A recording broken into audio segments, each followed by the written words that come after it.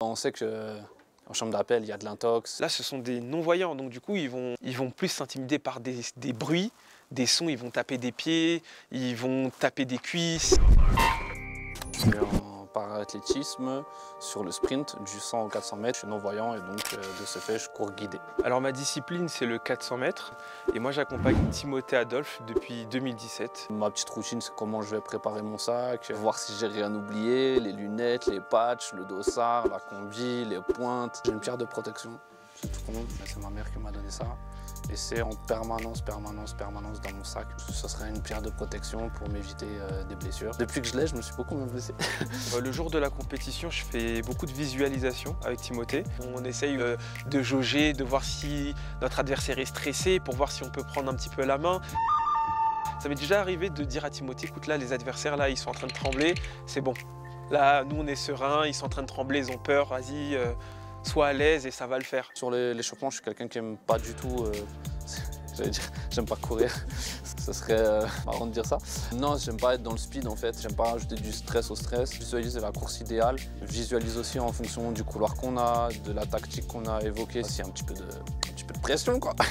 Avant une course, on doit se retrouver entre 45 minutes et 1 heure avec nos adversaires dans une salle. La chambre d'appel, c'est vraiment un endroit intimidant, surtout dans la catégorie de Timothée qui sont non-voyants. Avec des valides, on va avoir un jeu de regard. Là, ce sont des non-voyants, donc du coup, ils vont plus s'intimider par des bruits, des sons, ils vont taper des pieds, ils vont taper des cuisses, ils vont faire vraiment des choses pour qu'ils puissent s'entendre. On sait que en chambre d'appel, il y a de l'intox. Justement, on en rigole parce que ça, ils m'en parlent, ils me disent ce qui se passe. S'il y en a, par exemple, pour faire genre, ils sont hyper sereins, ils vont venir danser devant nous. Ça va être à celui qui va faire le plus de bruit, des trucs comme ça. Ou justement, s'ils voient qu'il y en a qui ne sont pas sereins, il va me le dire. Nous, notre truc, c'est vraiment d'être dans l'échange et de rester focus tous les deux. Qu'on soit vraiment dans notre bulle et qu'on ne soit pas distrait vraiment par ce qui se passe autour. Mon team, on y est. Avant une course, surtout en finale, on me voit lui parler. On n'hésite pas à s'ouvrir et à se dire des choses intimes. Là, je veux lui dire, voilà Timothée, par exemple, on y est, sois concentré, n'aie pas peur, je suis là, si ça va pas, fais-moi un signe que je puisse comprendre, capter. On n'est que tous les deux, tu oublies toutes les personnes qui sont autour de nous, on est dans notre bulle, on va faire notre course ensemble. Si tu entends des gens passer, tu ne calcules pas, c'est moi qui gère. On va jusqu'au bout là, on ne s'arrête pas et on passe pas la ligne si on ne gagne pas.